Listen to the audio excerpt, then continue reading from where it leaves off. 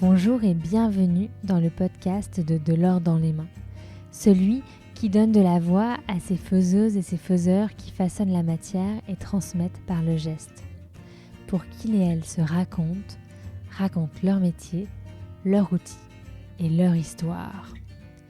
Avec le campus des métiers et des qualifications d'excellence, patrimoine, métiers d'art et tourisme du Centre Val-de-Loire, PatMat pour les intimes, on part vous faire découvrir les métiers auxquels vous pouvez être formés sur le territoire en partant à la rencontre de ceux qui transmettent par le geste.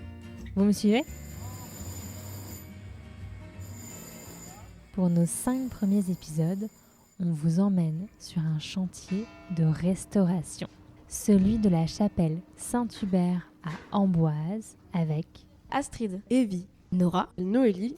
Nous sommes toutes les 4 étudiantes en communication à l'IUT de Tours et nous sommes passionnées par le patrimoine et ses métiers. en collaboration avec le campus PatMat qui a pour but de transmettre les savoir-faire des métiers de l'artisanat et avec de l'or dans les mains, nous vous embarquerons sur le chantier de la chapelle Saint-Hubert pour vous faire rencontrer ces hommes et ces femmes qui travaillent au quotidien pour restaurer notre patrimoine. Le chantier de la chapelle Saint-Hubert est une restauration extraordinaire. Il faut imaginer cette chapelle qui abrite la tombe de Léonard de Vinci dans la cour de ce château royal qui surplombe la Loire et la ville. Un véritable bijou d'architecture gothique, en tuffeau, érigé entre 1491 et 1496. Pour la restaurer, ce sont des dizaines de savoir-faire qui sont mobilisés. On vous embarque pour découvrir ces métiers. Parmi les savoir-faire mobilisés, il y a celui du tailleur de pierre. Depuis plusieurs semaines, Yann Prieur restaure les pierres de la façade de la chapelle.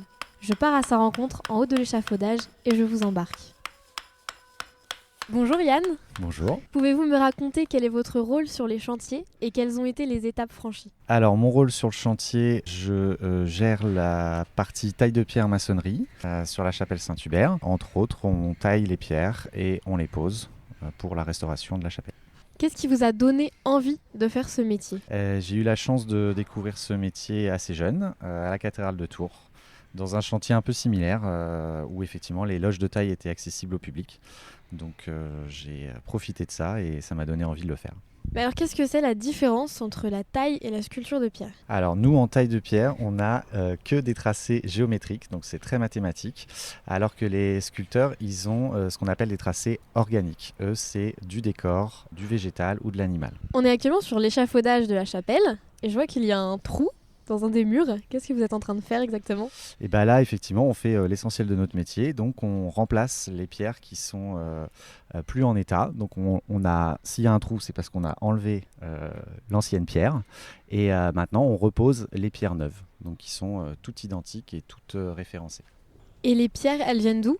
Alors, celles-là, ce sont des pierres de tuffeau qui viennent d'une carrière à Marigny-Brisé, au nord de la Vienne. Et c'est quoi votre parcours ? Alors, mon parcours, donc j'ai commencé mon apprentissage à 16 ans. J'ai fait donc 2 ans de CAP pour avoir un CAP métier de la pierre.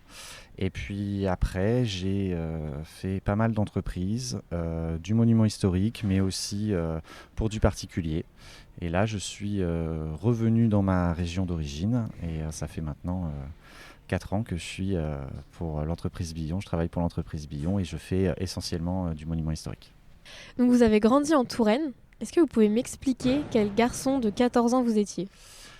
J'étais un garçon turbulent, mais justement j'avais besoin de me dépenser et j'avais besoin aussi de réfléchir et de me poser. Et pour ça, la taille de pierre, c'est un bon argument. Alors qu'est-ce que vous aimez dans la taille de pierre ? Ce qui est très valorisant, c'est d'arriver sur un monument qui est dégradé ou en mauvais état et de refaire à l'identique avec les mêmes techniques de l'époque et de repartir et que le monument soit chouette. Quels sont les outils utilisés pour la taille de pierre ?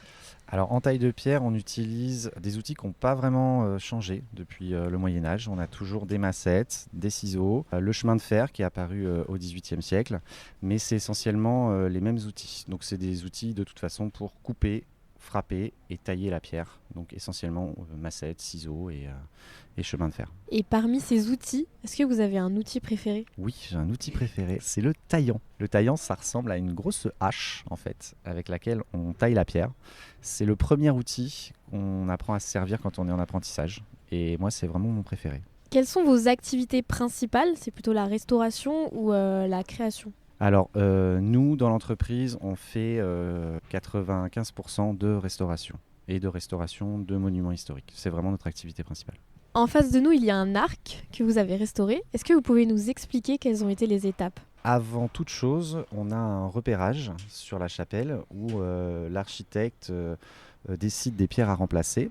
Donc là, on a 2 pierres d'archivolte qu'il a fallu remplacer. Donc l'étape numéro 1, ça a été le repérage et le tracé de cet archivolte, le tracé géométrique des différentes moulures, des différentes tailles.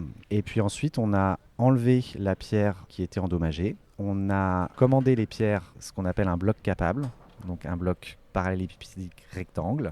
C'est pas facile à dire. Et ensuite, on l'a passé à la loge de taille, où les tailleurs de pierre ont taillé la moulure.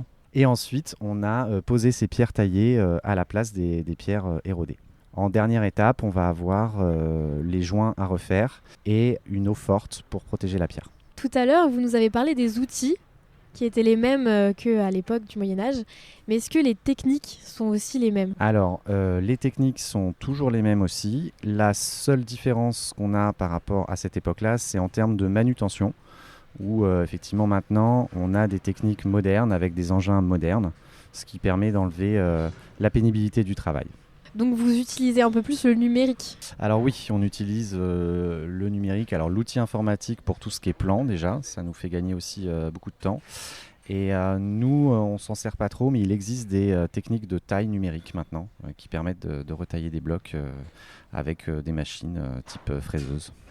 On dit souvent que les métiers de l'artisanat sont des métiers de passion, mais alors qu'est-ce que vous préférez dans votre métier ? Moi, ce que je préfère dans mon métier, c'est vraiment la restauration du monument historique, arriver sur un monument dégradé et repartir avec un monument en bon état. Est-ce que vous auriez une anecdote de chantier à nous raconter ? Oui, une des belles découvertes que j'ai faites dans ma carrière, c'est dans une église du côté de l'Orme. En démontant une partie du clocher, on est tombé sur un poème gravé, mais dans une face de joint, donc qui était absolument pas accessible. Et c'est juste en démontant la pierre qu'on a retrouvé le poème, donc qui avait dû être gravé par le tailleur de pierre de l'époque. Tailleur de pierre, c'est un métier assez physique. Quels sont les avantages et les inconvénients de votre métier et quelles sont selon vous les qualités requises pour faire sculpteur de pierre ? Alors, c'est un métier physique, beaucoup moins qu'avant. Les avantages, c'est qu'on travaille au grand air, on restaure des beaux monuments. Les inconvénients, c'est qu'on travaille au grand air, donc aux intempéries souvent, quand il fait froid, quand il fait chaud et quand il pleut. Est-ce que les intempéries et le changement climatique, ça fragilise justement les monuments et les pierres ? Alors oui, particulièrement dans la région où on a une pierre, le tuffeau, qui est une pierre très poreuse, donc qui subit les intempéries et a tendance à se dégrader. C'est pour ça qu'on est obligé d'intervenir régulièrement. Après, ça dépend aussi de la structure du bâtiment et des restaurations passées. Combien de temps passez-vous sur le chantier chaque jour pour tailler les pierres ? Et quelle est votre partie préférée du chantier ? On passe en moyenne 7h30 par jour sur le chantier. Et ma partie préférée, tout en fait. J'aime bien tout. Notre podcast, il s'adresse aux jeunes. Qu'est-ce que vous auriez envie de leur dire ? Eh bien, venez faire de la taille de pierre. C'est un métier passionnant. C'est un chouette métier, vraiment. Et essayez, venez en stage. Venez découvrir le chantier à Amboise et vous verrez. J'imagine que les maths sont très utiles pour ce métier. Est-ce qu'il y a d'autres matières qui pourraient servir ? Alors, les maths sont primordiales, mais on n'est pas dans des mathématiques poussées. On est dans des mathématiques appliquées. C'est surtout de la géométrie et ça s'apprend très bien, même pour ceux qui ne sont pas très bons en maths à la base, comme moi. Et d'autres matières, oui, le français essentiellement. On a besoin de remplir des comptes rendus, des papiers, donc un minimum d'orthographe. Et parfois l'anglais, suivant les chantiers qu'on a, ça peut nous arriver. Vous venez de nous dire que l'anglais pouvait être utile. Est-ce que vous avez déjà fait des chantiers à l'étranger ? Oui, tout à fait. J'ai déjà fait des chantiers en Irlande et j'ai aussi travaillé pour pas mal d'anglais. Aujourd'hui, les jeunes ne se tournent pas trop vers ces métiers parce qu'ils pensent qu'on ne va pas très bien gagner sa vie.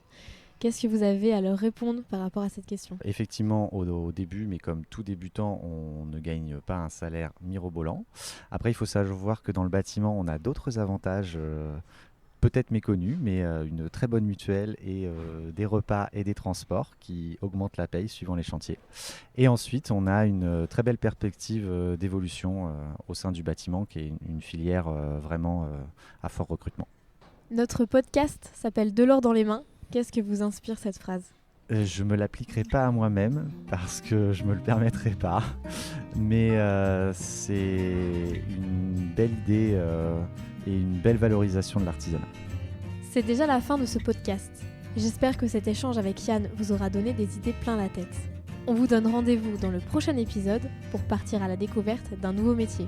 De l'or dans les mains est une association qui a pour mission de sensibiliser la nouvelle génération aux métiers manuels.